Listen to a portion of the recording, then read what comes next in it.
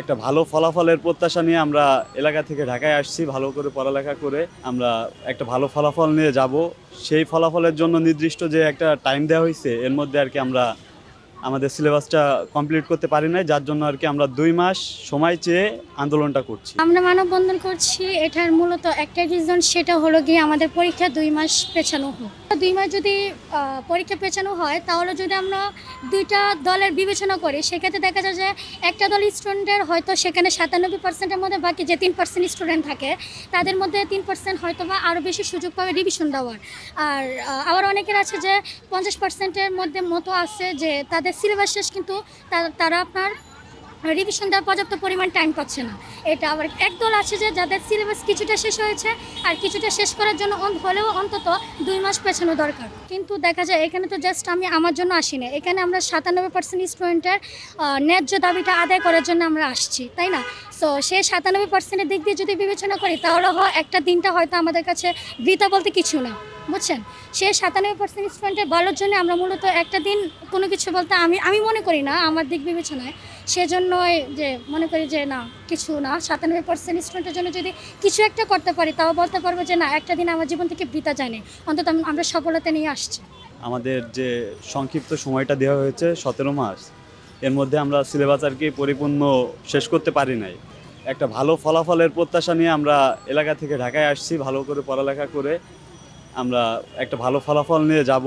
সেই ফলাফলের জন্য নির্দিষ্ট যে একটা টাইম দেওয়া হয়েছে এর মধ্যে আর কি আমরা আমাদের সিলেবাসটা কমপ্লিট করতে পারি নাই, যার জন্য আর কি আমরা ২ মাস সময় চেয়ে আন্দোলনটা করছি।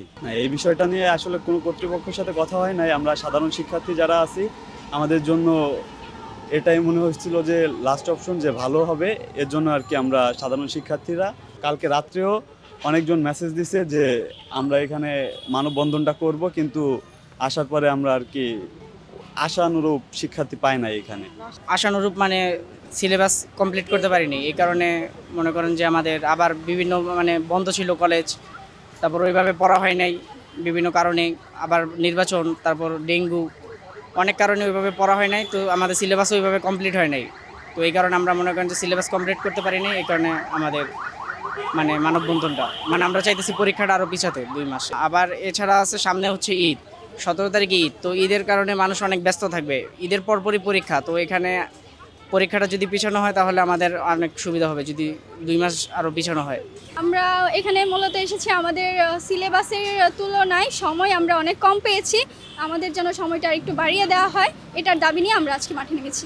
সময় কম দেওয়া হয়েছে মানে আমাদের যে আগের ব্যাচগুলো ছিল, তাদেরকে সময় দেওয়া হয়েছে ১৭ থেকে ১৮ মাস, কেউ কেউ ২০ মাস পেয়েছে, এবং আমাদের যে পরের ব্যাচ তারাও ২০ থেকে ২২ মাস পাবে। কিন্তু আমাদের বেলায় দেখা গেছে আমরা ১৪-১৫ মাসে ২০২২ সালে ফেব্রুয়ারি মাসে আমরা কলেজে ভর্তি হয়েছি, তখন থেকে আমাদের ইয়ার ফাইনাল, তারপর হচ্ছে একই বছরে আমাদের প্রি টেস্ট পরীক্ষা সহ নানা পরীক্ষায় বসতে হয়েছে। তো এক একটা পরীক্ষায় দেখা গিয়েছে ২০ থেকে ২৫ দিন করে সময় গিয়েছে। তো সেই সময়টার জন্য আমরা অনেক ক্লাস গ্যাপ গিয়েছে, অনেক পড়া মিস গিয়েছে। এখন আমরা ওই ঘাটতিটা পূরণ করার জন্য মূলত একটু সময় বাড়িয়ে নিতে চাচ্ছি। আসলে আমাদের এইচএসসি যে সিলেবাসটা এমনি পরীক্ষা হয়, এটা তো ২ বছরের, তো সেখানে আমরা সময় পেয়েছি মাত্র ১৭ মাস। জাতীয় সংসদ নির্বাচন, উপজেলা নির্বাচন এবং তীব্র তাপদাহ, এর মাঝে মনে করেন অনেক সমস্যা হচ্ছে, এবং আমরা মনে করেন রেজাল্ট একটু ভালো করার জন্য আমরা আর ২টা মাস সময় চাচ্ছি আর কি।